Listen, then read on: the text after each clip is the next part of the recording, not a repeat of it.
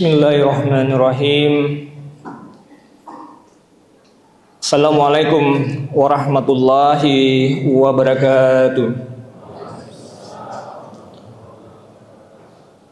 Alhamdulillahirabbil alamin. Hamdan syakirin, hamdan na'imin, hamdan yu'afi ni'ma wa yukafi masyidah. Ya Rabbana lakal hamdu kama yanbaghi lil jalali wal ikramil karim. Asyhadu an la ilaha illallah wahdahu la syarikalah wa asyhadu anna Muhammadan abduhu wa rasuluh. Allahumma shalli ala sayyidina Muhammadin wa ala alihi wa sahbihi ajma'in. Amma ba'd.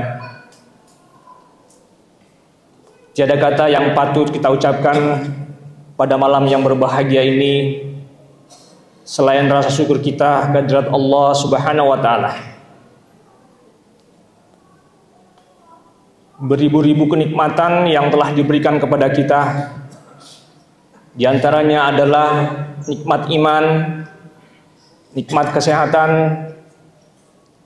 dan utamanya nikmat kesempatan untuk bisa hadir bersama-sama di Masjid Al-Kautsar Citraland Talasa ini sebagai bentuk istiqomah kita, sekaligus manifestasi bentuk kehambaan kita kepada Allah Subhanahu wa taala. Selama bulan Ramadan, insyaallah di malam yang ke-12 sampai seterusnya kita hadir di awal dan hari ini di pertengahan, dan insyaallah sampai di akhir Ramadan nantinya kita tetap istiqomah dalam menjalankan ibadah-ibadah yang telah diamanahkan kepada kita sebagai hambanya. Salawat dan taslim tak lupa pula juga kita haturkan kejunjungan Nabi besar kita Nabiullah Muhammad sallallahu alaihi wasallam.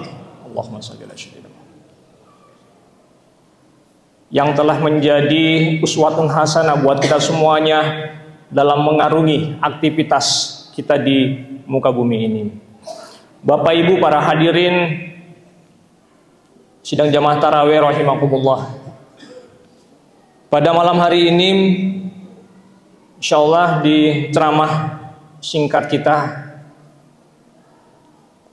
judul yang akan kami sampaikan ini adalah terkait dengan meneladani pentingnya waktu.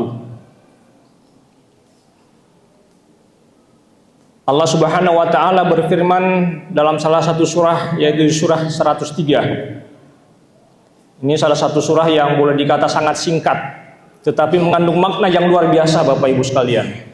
Saya yakin semua yang hadir di dalam masjid ini pasti sudah menghafalnya. Bahkan anak-anak kita pun yang setingkat SD pasti sudah menghafal. A'udzubillahi minasyaitonirrajim. Bismillahirrahmanirrahim. Wal 'ashr innal insana lafi husrin illal ladzina amanu wa 'amilus solihati wa tawassaw bil haqqi wa tawassaw bis sabr. Shadaqallahu azim. Bapak Ibu para hadirin yang kami hormati, surah Al-'Ashr ini para alim ulama bersepakat bahwasanya Al-'Ashr yang dimaksud di sini tidak menunjukkan pada satu kesempatan saja, misalnya Al-'Ashr di sore hari misalnya, ataukah Al-'Ashr yang menunjukkan pada waktu asar. Tetapi para ulama bersepakat bahwasanya Al-'Ashr dimaksudkan adalah pada waktu atau pada masa. Sehingga pada ayat pertama dalam surah Al-'Ashr ini dikatakan wal 'ashri. Ada tambahan huruf waw di depannya. Kalau dalam bahasa Arab itu namanya waw kasam. Waw kasam ini artinya menguatkan. Wal 'ashri, demi masa, demi waktu. Jadi Allah bersumpah menurut tafsir At-Tabari mengatakan bahwasanya Al-'Ashr di sini menjelaskan tentang sumpah Allah kepada manusia. Begitu juga dengan Tafsir Al-Lubab karangan Quraisy M. Shihab sangat jelas mengatakan bahwasanya surah Al-Ashr ini atau ayat pertama ini sangat jelas sumpah Allah kepada seluruh umat manusia agar kiranya memanfaatkan waktu yang sebaik-baiknya. Di ayat kedua, innal insana lafi husrin, sesungguhnya manusia berada dalam kerugian. Kerugian yang dimaksud di sini adalah kerugian di mana manusia banyak yang menyia-nyiakan waktunya. Allah memberikan kepada kita waktu 24 jam. Waktu 24 jam ini tentunya tugas kita sebagai hamba Allah digunakan untuk hal-hal yang bermanfaat, untuk hal-hal yang positif, sehingga itu bisa melahirkan, memberikan kebaikan kepada baik diri sendiri maupun kepada orang lain. Siapakah orang-orang yang termasuk orang-orang yang merasa merugi dalam hal ini? Orang-orang yang merugi adalah orang-orang yang tidak mampu menggunakan waktunya sebaik mungkin dalam rangka untuk menambah dan meningkatkan amalan-amalan terutama di bulan Ramadan ini. Tapi Bapak Ibu tidak perlu khawatir. Di ayat ketiganya ada sebuah harapan. Kalau kita melakukan introspeksi dalam diri kita terkait dengan aktivitas kita keseharian, baik itu di kantor, baik itu di rumah, baik itu dimanapun, kita menganggap bahwasanya 24 jam yang kita diberikan oleh Allah Subhanahu wa Ta'ala itu belum bisa memberikan nilai manfaat buat diri dan orang lain. Maka di ayat ketiga, illal ladzina amanu wa amilus solihati wa tawasaw bil haqq wa tawasaw bis sabr. Ada pengecualian bagi pertama adalah orang-orang yang beriman. Orang-orang yang beriman, kata iman dalam bahasa Arab itu diawali dengan al-iman. Al-iman itu berarti percaya. Kita percaya kepada Allah Subhanahu wa Ta'ala bahwasanya Allah memerintahkan kita untuk menjalankan kebaikan-kebaikan dan menjauhi semua larangan-larangannya. Dan iman itu ada di dalam hati kita. Al-imanu fi qalbi. Bapak Ibu sekalian, iman yang ada di dalam hati kita ini tentunya dapat kita implementasikan dalam aktivitas keseharian kita apabila kita mengetahui dan memahami tentang apa yang akan kita lakukan itu menjadi sebuah nilai-nilai kebaikan. Bagaimana supaya semua aktivitas kita berdasarkan iman dan menjadi sebuah nilai kebaikan? Maka awalilah aktivitas kita itu dengan niat untuk mendapatkan keberkahan dari Allah Subhanahu wa Ta'ala. Bapak Ibu, kita yang di dalam ruangan ini, di masjid ini, dengan berbagai macam latar belakang profesi, tentunya dalam melakukan aktivitas kita mencoba untuk mengawalinya dengan niat bahwasanya niat yang kita akan lakukan pekerjaan tersebut adalah untuk mendapatkan keberkahan dari Allah Subhanahu wa Ta'ala. Banyak orang-orang yang di luar sana mungkin melakukan aktivitas itu hanya merupakan sebuah kegiatan tetapi tidak bernilai amal ibadah di sisi Allah Subhanahu wa Ta'ala, karena sejak awal mau melakukan atau memulai kegiatan itu tidak diniatkan untuk mendapatkan keberkahan dari Allah Subhanahu wa Ta'ala. Iman juga sesuai yang ada dalam surah yang ketiga ayat kedua, dikatakan innamal mu'minuna allazina idza dzukirallahu wajilat qulubuhum. Sesungguhnya orang-orang yang beriman itu adalah apabila disebutkan nama Allah bergetar hatinya. Ayo Bapak Ibu, kita kembali introspeksi dalam diri kita. Jika Bilal mengumandangkan azan, Allahu Akbar, Allahu Akbar, apa yang ada di dalam hati kita? Kita yakini bahwasanya iman itu adalah sesuatu yang hadir dalam hati kita. Tetapi seketika azan berkumandang dan menyebutkan nama Allah, apabila hati kita tidak terasa bergetar, menganggap azan itu menjadi bagian daripada hal yang tidak penting dalam aktivitas kita, kita lebih mementingkan kegiatan kita daripada mementingkan panggilan Allah, maka kita yakini bahwasanya iman tersebut belum betul-betul melekat dalam kalbu kita. Orang yang seperti ini itu bisa dikategorikan sebagai orang yang memiliki iman yang lemah. Bagaimana dengan kaum muslimin yang apabila disebutkan panggilan Allah segera bergegas meninggalkan aktivitas dan segera menuju ke masjid, maka orang-orang ini bisa dikategorikan sebagai orang yang memiliki iman yang sudah baik. Dan kategori ketiga juga dalam implementasi iman itu adalah ada orang yang sudah mengetahui jam duhur misalnya, jam isya misalnya jam 7:30, jam 7 dia sudah mempersiapkan dirinya untuk hadir di masjid untuk memenuhi panggilan Allah. Maka orang-orang yang seperti ini dikategorikan sebagai orang yang memiliki iman yang sempurna. Bapak Ibu, terkait dengan iman, kita harapkan di bulan Ramadan ini kurang lebih 18 hari lagi, semoga ini menjadi sebuah momentum bagi kita untuk terus meningkatkan keimanan kita melalui laksanaan salat-salat baik itu yang fardu. Kita tingkatkan, kalau yang selama ini fardu misalnya kita selalu melakukan di rumah sendirian, mulai sekarang kita mencoba untuk melakukan secara berjamaah. Kita tingkatkan salat-salat rawatib kita, dan kita tingkatkan amalan-amalan saleh yang lainnya. Itu yang pertama, iman. Yang kedua adalah terkait dengan amal soleh. Di ayat ketiga, illallazina amanu wa amilus solihati. Amilus salihati dengan iman, ini ada satu paket Bapak Ibu sekalian, dan sekaligus menjadi tanggung jawab secara pribadi seorang manusia itu adalah terkait dengan iman dan amal saleh. Berbicara amal saleh berarti kita melakukan amalan-amalan yang bisa memberikan manfaat baik kepada diri kita maupun kepada orang lain. Kalau selama ini di bulan Ramadan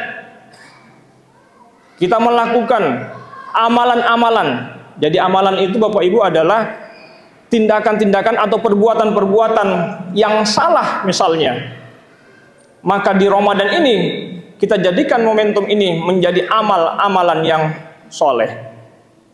Semua aktivitas kita, baik itu ibadah kita, baik itu aktivitas kita di kantor, baik itu aktivitas kita dimanapun, kalau iman sudah melekat dalam hati kita, maka amal-amalan yang kita lakukan itu betul-betul karena lillahi ta'ala, karena mengharapkan ridha dari Allah, sehingga amalan-amalan yang kita lakukan itu betul-betul nantinya akan mendapatkan amal jariah. Jariah itu artinya mengalir terus Bapak Ibu. Jadi kalau ada Bapak Ibu yang membantu, apakah itu pondok pesantren, anak yatim dan segala macam, itu adalah bagian daripada amal jariah, di mana kapanpun apabila Bapak Ibu sudah dipanggil oleh Yang Maha Kuasa, maka amal jariah itu akan terus mengalir. Yang ketiga Bapak Ibu sekalian,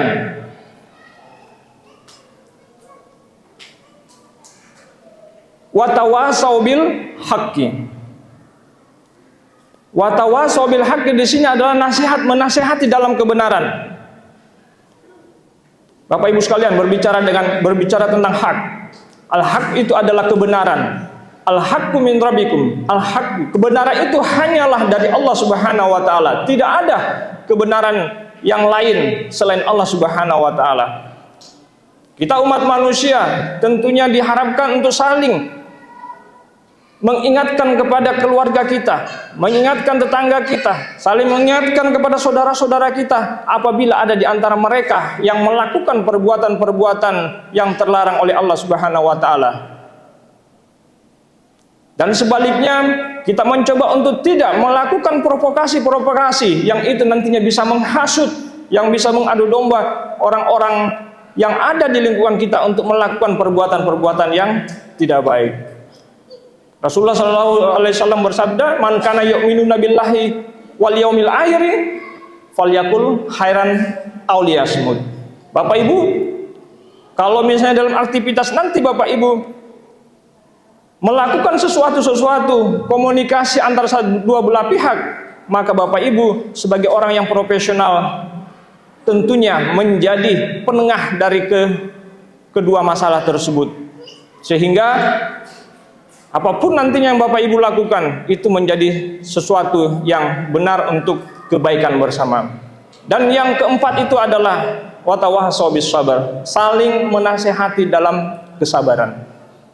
Bapak Ibu sekalian, sebagai makhluk sosial, tentunya kita selalu diperhadapkan pada permasalahan-permasalahan sosial, interaksi antar satu manusia dengan manusia yang lain. Itu sangat potensi untuk terjadinya permasalahan-permasalahan sosial yang ada. Baik itu hal yang sifatnya seseorang melakukan sesuatu yang di luar daripada kemampuannya, maka tugas kita adalah untuk menyampaikan nasihat-nasihat terkait dengan kesabaran. Orang sabar itu ada 3 tingkatan Bapak Ibu. Sabar terhadap kenikmatan yang diberikan oleh Allah. Alhamdulillah yang hadir dalam ruangan ini adalah orang-orang yang telah diberikan kenikmatan oleh Allah. Kita memperlihatkan kesabaran kita untuk selalu hadir berjamaah di masjid yang mubarak ini. Yang kedua, sabar dalam kemaksiatan.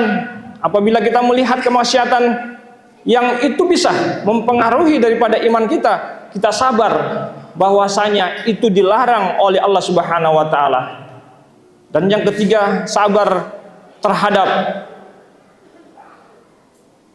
kadar baik maupun takdir buruk. Itu pun juga menjadi sebuah tuntutan bagi kita bahwasanya kita harus sabar untuk menghadapi takdir buruk dan takdir baik yang Allah berikan kepada kita. Bapak Ibu sekalian yang saya hormati,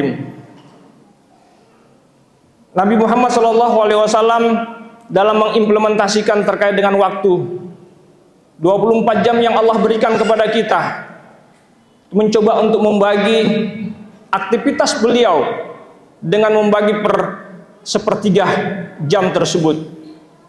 8 jam mulai jam pukul 8 sampai pukul 4 beliau melaksanakan kegiatan aktivitas di luar rumah, bekerja dan segala macam. 8 jam kemudian beliau menggunakan untuk beristirahat di pukul 9 sampai pukul 5 subuh. Dan 8 jam selanjutnya beliau gunakan dalam melaksanakan kegiatan-kegiatan ibadah.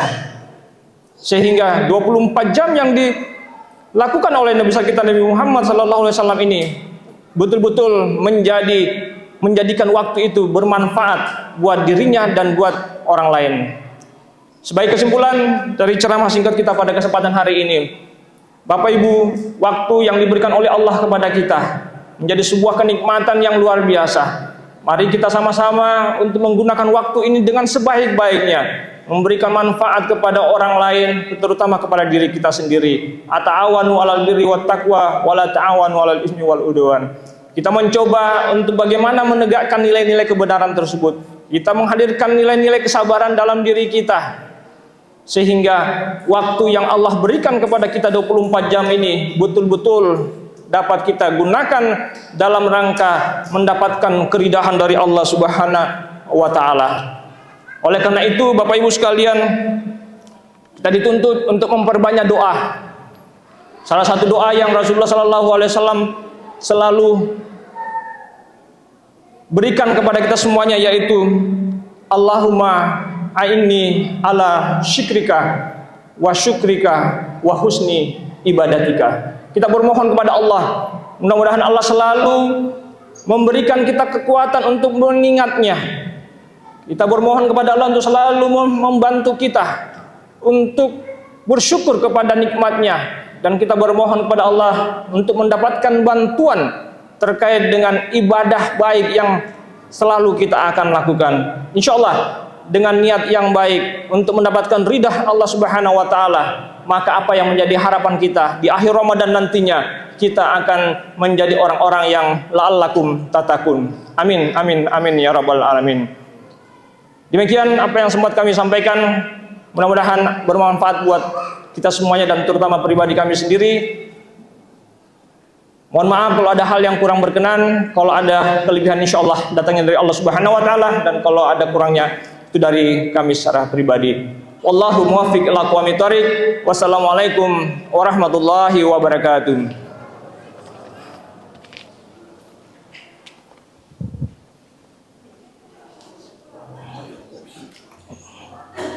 Oh,